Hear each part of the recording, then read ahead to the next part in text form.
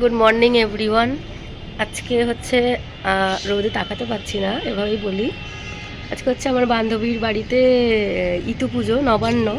তো নবান্ন তো গ্রাম বাংলার একটা খুব ঐতিহ্যপূর্ণ একটি পুজো। নতুন ধান যখন ওঠে তখন তাদের হাতে কিছু পয়সা আসে।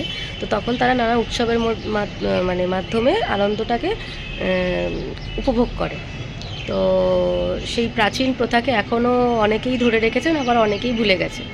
তো আজকে আমার বান্ধবীর বাড়িতে ইতু পুজো।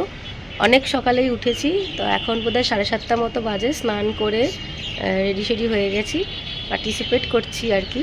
আর একটু লিপস্টিক পরে নিয়েছি, সেজেছি আর কি। ইচ্ছে ছিল শাড়ি পরার, কিন্তু হয়ে ওঠেনি, কারণ বান্ধবী না পরিয়ে দিলে আমি পারি না, খুব একটা ভালো পারি না। আর পুজো অত, তাই জন্য ভাবলাম না পরেই অত লাভ নেই। তো চলো কি কি করলাম একটু একটু শেয়ার করবো। আর ক্যামেরাটাও আমার বান্ধবীর ফোনে, কারণ আমার ফোনটা চার্জ হচ্ছে, ওর ফোনেই শ্যুট করছি। এবার আলতা পরবো, তো তার আগে দেখাই কি কি ফল ধুয়েছি।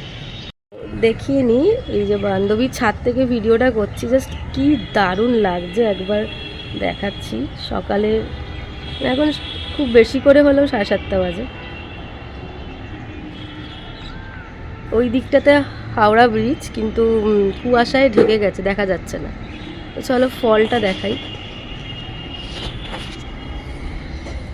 এই যে দেখো, কড়াইশুঁটি, কলা, আপেল, বেদানা, শশা, পানিফল, শাকালু, নতুন আদা, মূলো,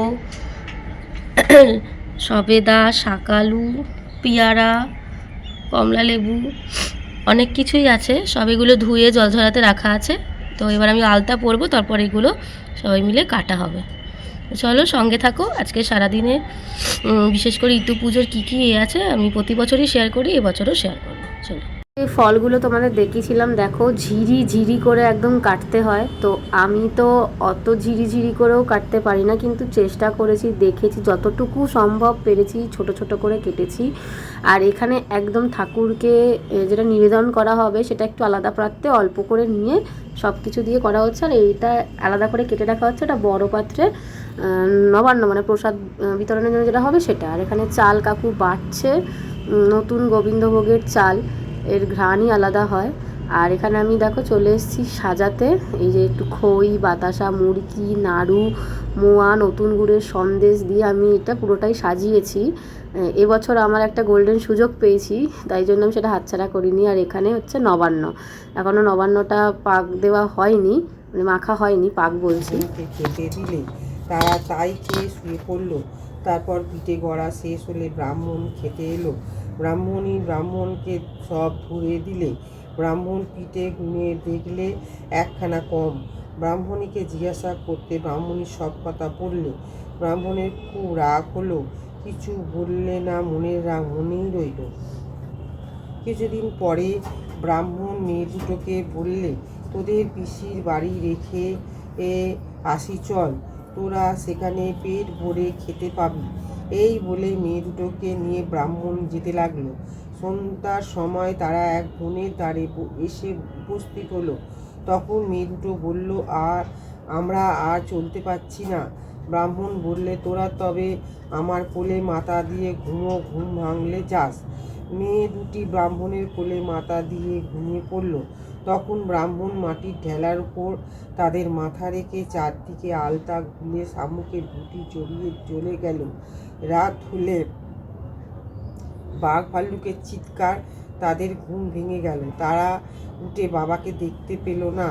বড় মেয়েটি বললে, বাবাকে বাঘে খেয়ে ফেলেছে। ছোটটি বললে, না ভাই, আমরা পিঠে খেয়েছি বলে বাবা আমাদের বনবাস দিয়ে গেছে।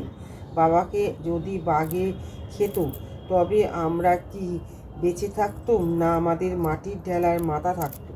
তখন তারা ভয়ে একটা বটগাছের ভিতর আশ্রয় নিয়ে রাত কাটালো। পরদিন সন্ধ্যাবেলায় তারা বেরিয়ে পড়ল। যেতে যেতে দেখলো দেবকন্যারা ইতু পুজো করছে। তারা দু বোনে তাদের কাছে ইতু পুজো জেনে নিয়ে পুজো করলো। দেবকন্যাদের কথা মতো তারা বর চাইলে, আমার বাপের সকল দুঃখ দূর হোক, ঘরবাড়ি হোক, একটি ভাই হোক, রাজার মতো বড় হোক। তারপর তারা প্রসাদ নিয়ে বাড়ির দিকে রওনা হলো। ক্রমে তারা ইতুর কৃপায় ঘরে এসে পৌঁছালো। তাদের দেখে ব্রাহ্মণ তো রেগেই অস্থির। ব্রাহ্মণীর আর আনন্দের সীমা নেই। তখন ঝুন্য ইতু পুজোর সব কথা খুলে বললে।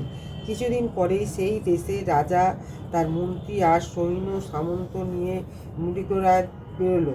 তারা ঘুরতে ঘুরতে সেই ব্রাহ্মণের বাড়ি এসে জল চাইলে।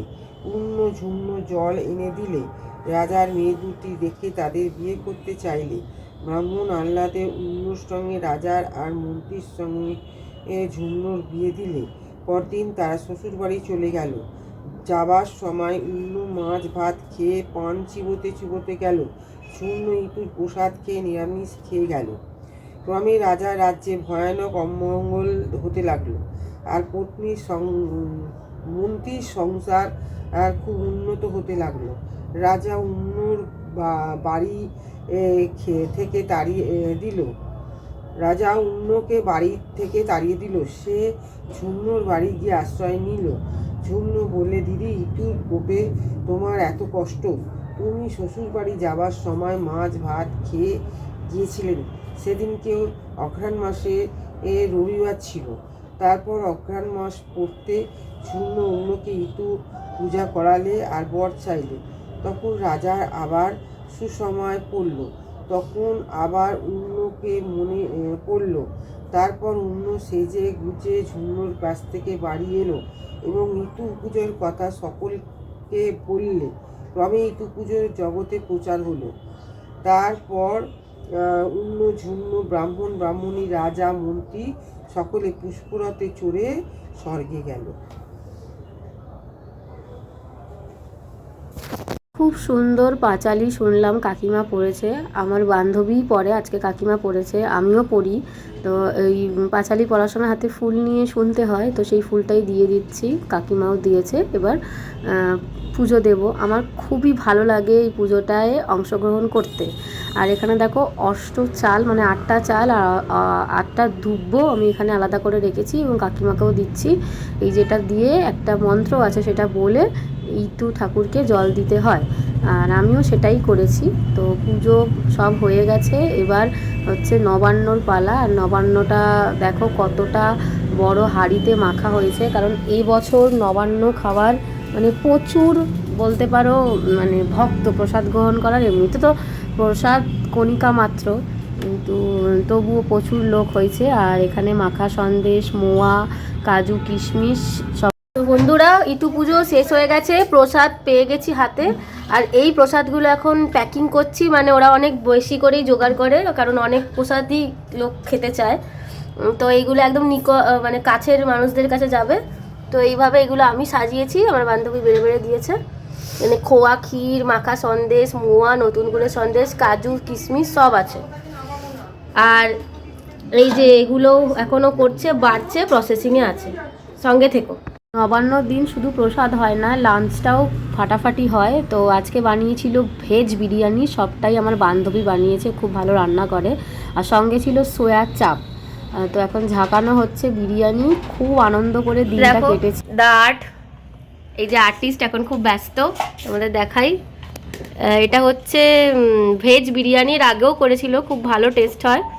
আর এটা আজকে নতুন একটা আইটেম, এটা হচ্ছে সোয়া চাপ। তো সোয়া চাপ আর টমেটোর চাটনি, এটা কাকিমা বানিয়েছে। আর এটাও ফিরনি, একদম দোকানের মতন হয়। এটাও ও বানিয়েছে। হ্যাঁ, টমেটো আর খেজুর দিয়ে চাটনি, কাকু একটু ধরিয়ে দিল। চলো বন্ধুরা, খেয়ে নি। আর আজকের ব্লগটা আমি এখানেই শেষ করছি। কেমন লাগলো অবশ্যই জানিও।